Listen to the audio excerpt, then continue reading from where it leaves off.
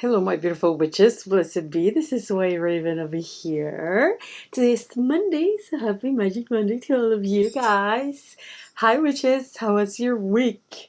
Whew, I had a really busy week at work. Working really hard. And I was so happy to be off today and finally do this video with you.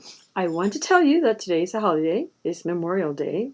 And everybody in my family is away but me, because I have a commitment with you guys to do this video today. Plus, you know what? I would rather be with you today than with anybody else. And we're going to be talking today about a request from one of you guys. There is 1,000 videos on YouTube on Water Magick, but I figured one of you, two of you, three of you wants to know my perspective on it, and you wish is my command, witches. So here's the video today on everything about waters. Let's do it. So water. I'm not going to be talking about the element of water because this video will take me 2 hours, and as it is, it's going to be a little bit long. But water, which is, I want you to stop 1 second, okay? And I want you to understand and visualize and comprehend, trying to digest the thought that all the water that we have in here today, it is the same water that we have had for 2 billion years. The water that rain upon us today is the same water that rain since the beginning of this planet. It's been the same water circulating and circulating and circulating. The water that we drink today, that we take out of the faucet, could contain traces of Neanderthal and so many ancestors. So please understand that power that comes within water. Tap water, hose water, any water has so much power within. It's been in our planet. It's been the same water for 2 billion years. So please try to understand that when we start working with water. So in magic, we use 2 types of waters, right? I mean, we use just one water, but we do them differently. We're going to be using the naturally occurring water and its properties, and I'm going to talk to you about that. And then we also are going to be using prepared waters, and we use the properties that we add and the correspondences that we add to that water. So let's talk first about naturally occurring waters. First, we're going to have rainwater. We have rainwater, rain upon us, and we collect water when it rains. We also have river waters. We go to the river and we collect water. We also have ocean water, sea water, spring waters, pond waters, lake waters, you name it. We have a lot of waters within our planet that are completely natural. They are as is, and we use them as is. And I'm going to tell you a little bit about the properties of this water in a little second. In magic, we're going to use the property of these waters, and of course, the energy that these waters absorb depending on the location on Earth. And we use those waters and those energies in order to boost or to strengthen our spell work.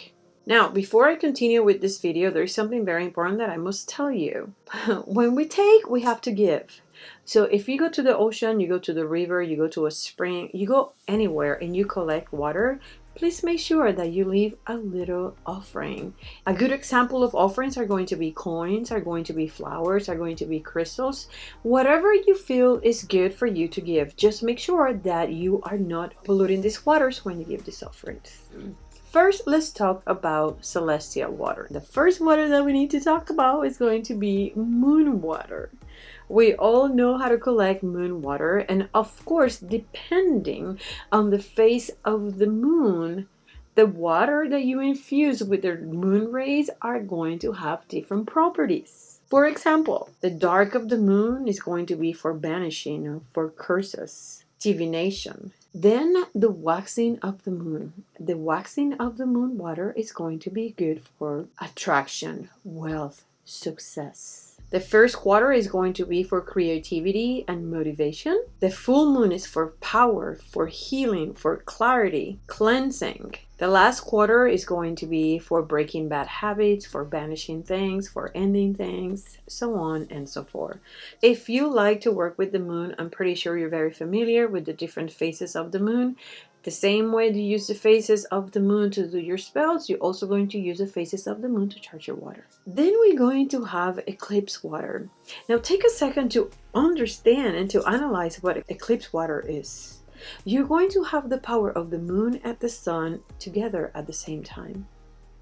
It's a very powerful water, it doesn't happen all the time, so it serves well to keep some water in a jar and put it outside when we are experiencing an eclipse. This water is going to be great for reversal of things. Before I continue, I want to mention that a lot of the information that I gathered for this video is from Lily Dorsey's book, Water Magick. So I suggest for you to check the description of my video because I'm going to leave a link for that book and other resources that I utilized today in order to make this video for you guys. Please check it out. After eclipse water, we're going to have the water from our closest star, the one and only, the sun. And this water is going to be for happiness, for joy, for success, for healing. This water is going to have all the correspondences that our beautiful star, the sun, is going to have. So please check it out. These are waters that are very easy to collect and they're very beautiful for our spell work. Now let's talk about rainwater, the water that we collect when it's raining. Rainwater is very good for cleansing, protection, balance, and we all know about the great rain of May. In Puerto Rico, we always try to get wet on the first rain of May, and I think this is all over the world. There's a lot of folk linked to the first rain of May, so there you go. If you get to collect rain from first rain of May, consider yourself lucky. So let me tell you now about stormwater witches. Stormwater is one of those waters that I highly respect because I've seen the power of its working in my spell work. So storm water is to create chaos, havoc, animosity, get to people to become enemies, get to people to fight and bicker among each other, to break up couples. So storm water is one of those waters that you want to collect because it's very powerful in hexes and in breaking couples and making people fight against each other. It's pretty nasty kind of water. It's a pretty nasty water. After that, you of course are going to have hurricane water. Hurricane is a force of nature, and you know that after a hurricane there's going to be new beginnings. Everything is going to be flattened, done. So hurricane water is a great water for you to almost like cut and clear, like stop something and start afresh. It's new beginnings, it's destroying a past, being done with the past, and start a new beginning. So it may sound like a very harsh, violent water, which indeed it is, but you can use it for your benefit, and you're going to use it on its positive side. It's going to be for destroying what's been done until today and starting fresh, starting new, but starting pretty much naked. So think about that whenever you use hurricane water. Last but not least, we're going to be having rainbow water. So whenever there's a rainbow out there and it's still raining, you want to collect that water because that water has to do a lot with the fae and fairies. Also has a lot to do with money, with wealth, with prosperity, with luck, with love, with beauty. So it's a great water for you to have, and it represents everything that you feel when you look at a rainbow, pretty much. That's rainbow water. Now, let's talk about some waters that are really hard to collect. Like, they're really hard to collect. The number one water that is really hard to collect is going to be dew. Now, if you walk outside in your grass early in the morning, you know you're going to have your feet wet. So that's a great way for you to collect the water. You can then absorb that water with a tissue, a cotton, and put it in a little container and save it. Make sure it's locked and it's not going to evaporate. Many times when you live in the countryside, you can put glasses outside and glass will collect dew in the morning, and you can then swipe all that with cotton and put it in a little baggie. That's the way that I will be using dew water. Dew water has a lot to do with the fae, has a lot to do with beauty magic and love magic. It's beautiful water to have if you're able to collect it. If you live in the city, it's going to be very hard for you to get. If you live in dry places, it's going to be very hard for you to get. But hey, some of you may be able, if you live in Seattle, for example, you may be able to get some of that dew. There you go. Dew water. Fog water. How do you get fog? I mean, how hard it is to get fog. The only way that I can tell you for you to be able to collect water is the same way. Sometimes fogs get to stick into glass. And that's the only way. Sometimes even fog gets to stick on you, right? Because it's kind of like humidity and you get to feel it in your body. I use cotton balls, and if you see any fog stuck into a window or into glass, just collect it with a cotton ball, put it in a little container, put it somewhere, close it, mark it, and this is something that you used to use right away. So fog is really good for you to work in introspection and inner work. So looking inside of you. Mist. Mist is also linked to the fae and to the fairy realm. It is also linked to beauty magic, creativity, love, balance. That's what you use mist for. Last but not least, and there's many more witches, there's many more, vapor. Vapor, you're going to get vapor when you boil water, or you're going to get vapor outside after the rain and vapor comes out. Now, I'm going to tell you, it's very hard to collect vapor that is outside. If you're boiling water and you can collect that vapor, right, you can use that vapor in order to make worse for strength, for transformation. I really like using vapors. I think vapors are really good for magic. If you want to do bath, or if you want to do some kind of like body mist before going to bed or whatever it is, vapor is really good, and it's very easy for all of us to make. Now, witches, let's talk about solid waters. What are solid waters, WhiteRaven? Well, solid waters are going to be ice, for example. So ice, you know, is going to be to bind, to stop, to halt. That's when you're going to be using ice. Now, you can also use ice when the ice is melting to release, to let go, to be done with something and start afresh. Snow. You can use snow for magic that has to do with purity, especially the first snow falling. When you melt that water, you can use that for purity. And when I say purity, you can use this as offerings to do washes for your witch tools or your deities, statues that you have. It's really beautiful water to do washes, especially in your magical realm. Glacier waters, which is, I'm going to tell you something. Unless you live in the Patagonia and you're close to a glacier, you're not going to get glacier water. I know there's many water companies that will tell you that they have glacier water. That is not always accurate. So I really don't trust any of the waters out there that tell me that they have spring water or glacier water, because it's pretty hard to get. But if you are able to get some glacier water is very good for you to connect with your ancestors, with the ancient. It is also very good for clarity.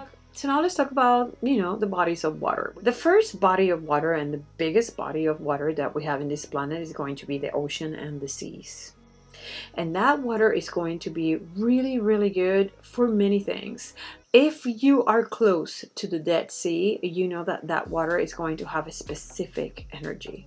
If you're in the Pacific is going to have a very different energy than the Atlantic. If you're in the Caribbean Sea is going to have a very different energy than the Indian Ocean. So what I'm trying to tell you with this, that waters are going to have the energy of their location in this planet. Before you collect any of these waters, or if you actually have the opportunity to collect different waters, think about that. The Ganges River, the Blue Nile River, I mean, these are waters that have different energies that are very sacred. So I want you to think about that. If you have the opportunity to get waters from these places, understand that this water is going to have the energy of the places that they are in our globe. But ocean and seawater, for the most part, has to do with health, power, and manifestation. Of course, there's a lot of people that like to collect water right from the beach because that's a threshold where the water touches earth, right? People like to use beaches waters for different threshold magic. People like to use wave water for different things. So the sky is the limit, guys. So I'm telling you, don't get too complicated with these things because the sky is the limit. There's so much to do that we could be talking about water forever. Now, river waters. So river waters have to do with moving forward and also vanishing. So we're going to either use it to move forward when we need some strength in our character to move forward, or when we need something to just move away from us. So lakes water. Lake water is going to be about peace, relaxation, self-reflection, contentment. That's a great water, and we're more able to go to lakes than other places. So there you go. That's what lake water is for. Creeks and streams, purification and harmony. Spring water, newness, prosperity, bounty. Waterfalls and witches, please be wise. I'm not telling you to go and jump into a waterfall to get some water, but there's such thing as waterfall water, and some people must collect waterfall water. I've never done it, and I probably will never dare to do something like that, but waterfall water is really good for power, energy, success, and breaking through. Other waters that we can work with are going to be well waters, and you already know that well waters have to do with wishing magic. Anything about wishing and making dreams come true. Well water is really good for that. Now, the one and only swamp water. We use swamp water for all malevolent magic, and as a matter of fact, stagnant water as well. So swamp water and stagnant water is going to be for hexes, for curses, for malevolent magic, binding, banishing, reverse magic, and all that good, delicious, wicked stuff that we have to do sometimes. So let's talk about infused or prepared waters, because that's a different type of waters that we also use. So the first waters that we just talk about are pretty much natural waters. Now we're going to talk about waters that we prepare, that are infused. And the first one that I have to talk about is holy water. Holy water is not necessarily infused with anything. It's just water that stays in sacred places. It could be temples, it could be the church. But I want to add it here because I didn't want to put it as a natural water.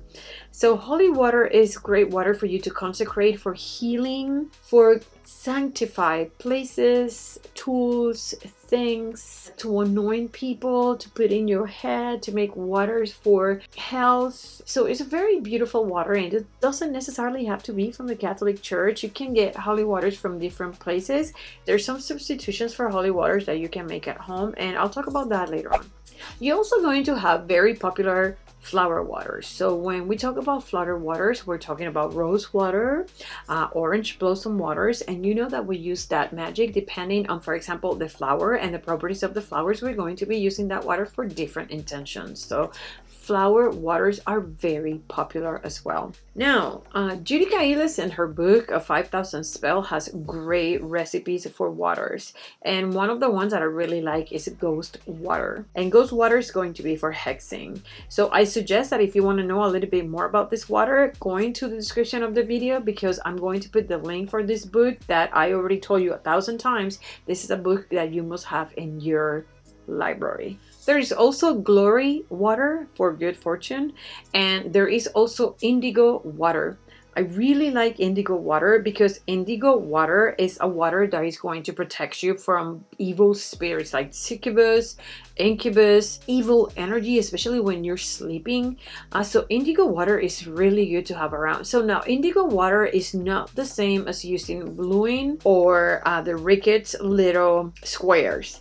Indigo is indigo. Sometimes it's really hard to get indigo, so you use the bluing, the Rickett squares, and Mrs. Stewart bluing. But this is indigo. Indigo is a dark blue powder, but it's very different from Mrs. Stewart's bluing. So this is something that you can add into your water. Now it stains a lot, but it's really good for protection, especially protection against evil entities. Now, there is also Marie Laveau water. The recipe for this water is also in the Judica Illes book of 5,000 spells. This water sometimes is used instead of holy water. There's also peace water for cleansing, healing, and blessings. There is the one and only tar water. So there's different ideas on tar water. A lot of people think that, for example, using creolina is tar water. Yeah, creolina sometimes is refer us to tar water, but this is not the tar water that I'm talking about right here. The tar water that I'm talking about over here is water that you make out of the soot in your fireplace, in a chimney. It is excellent to remove thought forms that you have created and that have become evil, like, for example, poltergeists, evil spirits, any kind of psychic manifestations. You are going to get rid of all that with tar water. And of course, the one and only war water, that is a mixture of swamp water and other stuff for you to create havoc on somebody, to hex, to curse, or to protect yourself from any type of magical warfare. Last but not least, and again, this is from the Judica Illes book, the book of 5,000 spells, you have damnation water, one of my favorites. I don't need to add anything else to that one. Last, in Espiritismo, and I think in Hoodoo and in root work, they also do sweet waters and bitter waters. So sweet waters are going to be waters that you prepare with sweet herbs to attract things to you. And bitter waters are waters that you're going to prepare with bitter herbs and bitter elements in order for you to remove, to banish, to cancel out, to remove. Which is the most important thing is that you utilize what you have in your location, wherever it is that you live in this beautiful planet. We're not going to be able to get water from a glacier if we live in a desert. We're not going to be able to get water from dew if we live in a very dry place. So be smart. Use what you have available to you. After all, it's going to resonate better with your magic because it's part of who you are. Don't get things too complicated. It is nice to know that there's all these things out there that people actually use, but in reality, I strongly suggest that you use what you have close by. It relates to you, it vibrates like you, and I'm pretty sure it's willing to help you much better than waters that come from the opposite side of the planet to you. Which is, thank you very much for all your love. Thank you for seeing this video through. Make sure to check the description of the video because I'm going to link in there some of the resources I use for today's video. Please check out my website, WhiteRaven and witcheslair.com. Also, if you want me to talk about any of these waters in depth, email me, lairofthewitch@yahoo.com. Thank you so much for all of you guys that are ordering the t-shirts. They are girl sizes and they are fitted, so they are true to your size. So if you're large, you're large, and if you have big boobies, maybe get a size bigger so they could be a little bit longer. Email me, lairofthewitch@yahoo.com. If you have any questions, remember I don't work for people. You must be very smart, which very, very smart. But above all, you must stay very wicked. Bye.